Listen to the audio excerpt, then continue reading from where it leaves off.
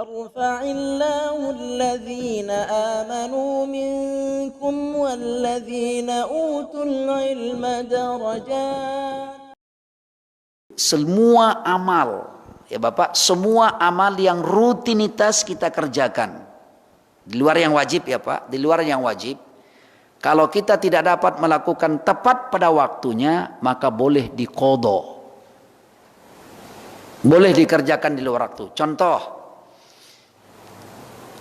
selalu mengerjakan rawatib, artinya sholat sunat sesudah maghrib, sholat sunat sesudah isya, sholat sunat sebelum zuhur dan sesudah zuhur, sholat sunat sebelum subuh, selalu rutin itu. Nah, satu saat tidak bisa saya kerjakan. Contoh zuhur, sampai di masjid qomat, sementara saya di rumah belum sholat sunat sebelum zuhur, sebelum sholat sunat sebelum zuhur, dan itu rutin kita kerjakan. Lalu begitu masuk ke masjid sudah dilakukan qomat, berarti kalau qomat sudah dikumandangkan tidak ada lagi sholat, kecuali sholat yang diqomatkan. Bahkan yang sedang sholat pun harus berhenti. Tidak boleh kalau qomat dilanjutkan lalu kemudian dia terus sholat sunat, itu dilarang Rasul Shallallahu Alaihi Wasallam. Berhentilah, masuklah ke shaf, ikutilah sholat yang diqomatkan itu. Nah, karena saya tidak sempat mengerjakan sholat sunat sebelum zuhur tadi, karena sudah qomat, udah masuk zuhur, sholat zuhur. Selesai sholat zuhur berzikirlah, lalu kemudian kerjakan sholat sunat sesudah zuhur. Nah, bagaimana dengan sholat sunat saya sebelum zuhur? Nah, bangkitlah kembali Bapak setelah mengerjakan sholat sunat sesudah zuhur, bangun lagi, kerjakanlah sholat sunat sebelum zuhur itu dengan niat qadha. Mana dalilnya? Nah, kan gitu. Karena amal itu harus ada dalil. Tidak boleh beramal tanpa dalil. Mana dalilnya? Mana alasannya? Alasannya adalah perbuatan junjungan kita Muhammad Sallallahu Alaihi Wasallam sebagai rujukan kita. Bagaimana dengan dalil tadi? Ceritanya ketika Rasulullah Sallallahu Alaihi Wasallam habis sholat zuhur nih Pak. Lalu kemudian ada sahabat yang datang kepada beliau, ya Rasulullah, ini ada rezeki yang dibagi-bagikan ke umat yang fakir miskin. Oleh Nabi diterimalah amanah ini. Lalu kemudian dibagi-bagikanlah, diatur oleh Nabi untuk membagikan uang ini atau rezeki ini kepada mereka yang fakir miskin. Sampai masuk waktu asar. Padahal beliau belum mengerjakan sholat sunat sesudah zuhur. Karena tugas tadi itu. Sampai datang asar.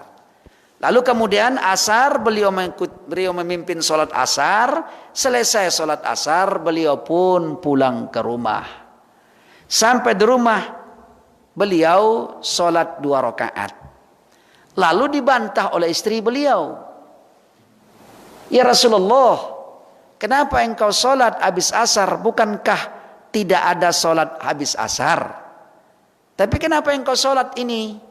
Maka dijawab oleh Nabi, sholat yang saya kerjakan ini adalah mengganti sholat sunat sesudah zuhur yang harus saya kerjakan tadi habis zuhur. Tapi karena ada tugas, ada yang harus saya kerjakan, sehingga yang namanya sholat sunat sesudah zuhur itu tidak saya dapat lakukan. Makanya sekarang saya kerjakan.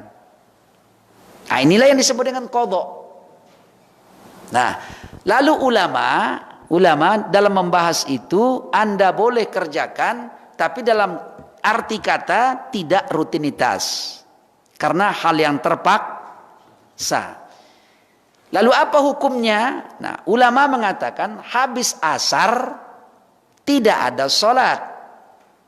Habis kita sholat asar nih, tidak ada sholat sampai terbenamnya matahari.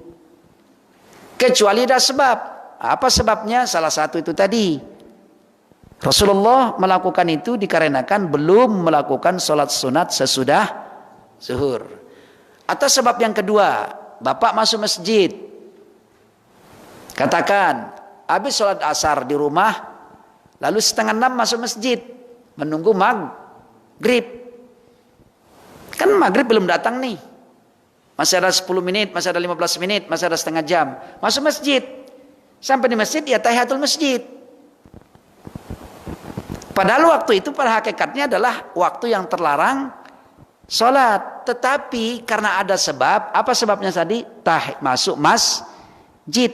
Rasulullah mengatakan setiap umatnya yang masuk masjid disunnahkan sangat untuk mengerjakan yang disebut dengan sholat sunat tahiyatul masjidnya. Jadi Bapak yang berbahagia, bahwa zikir pagi ini yang kita kerjakan secara rutinitas, kalau satu saat kita tidak mampu mengerjakan tepat pada waktunya, maka bolehkan untuk mengerjakan di luar waktu, tapi sifatnya adalah